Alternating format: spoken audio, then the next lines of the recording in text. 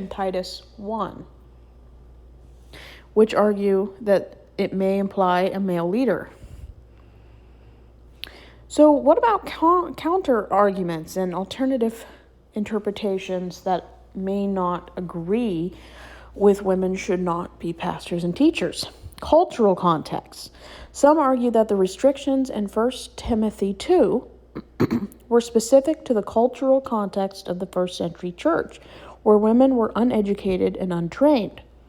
Emphasis on women's gifts. Many Christians point to examples of women in the Bible who were gifted teachers and leaders, like Deborah, Priscilla, and Phoebe.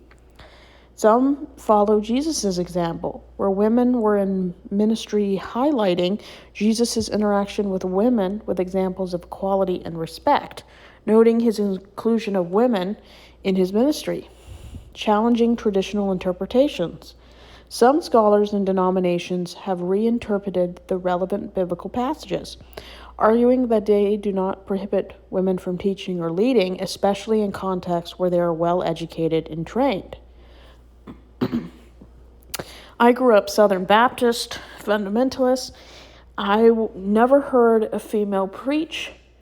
I did go to a very Calvinistic church where a woman was the music minister.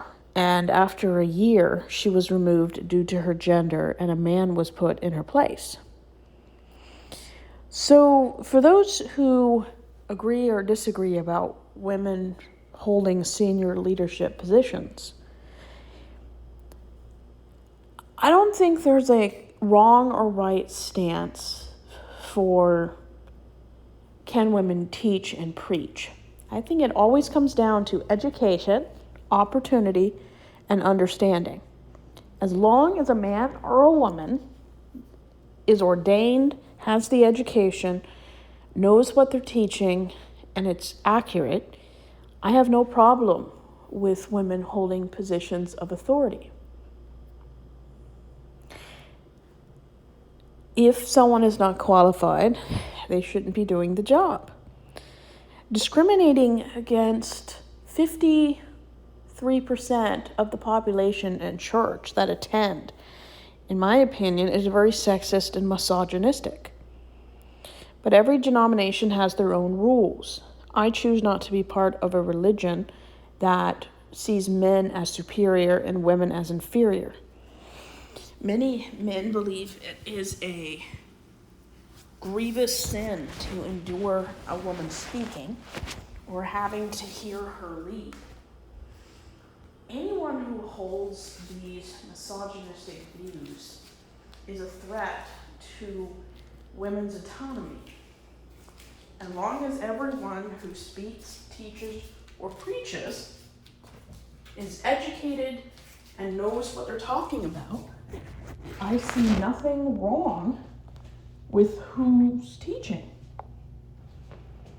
The issue I have with most churches is that they would support a man even if he's not qualified, while they would never support a woman even if she was qualified. And this is a problem.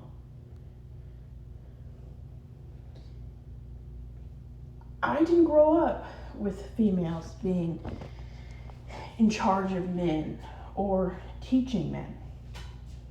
And as long as churches hold very sexist views, especially about women, their roles,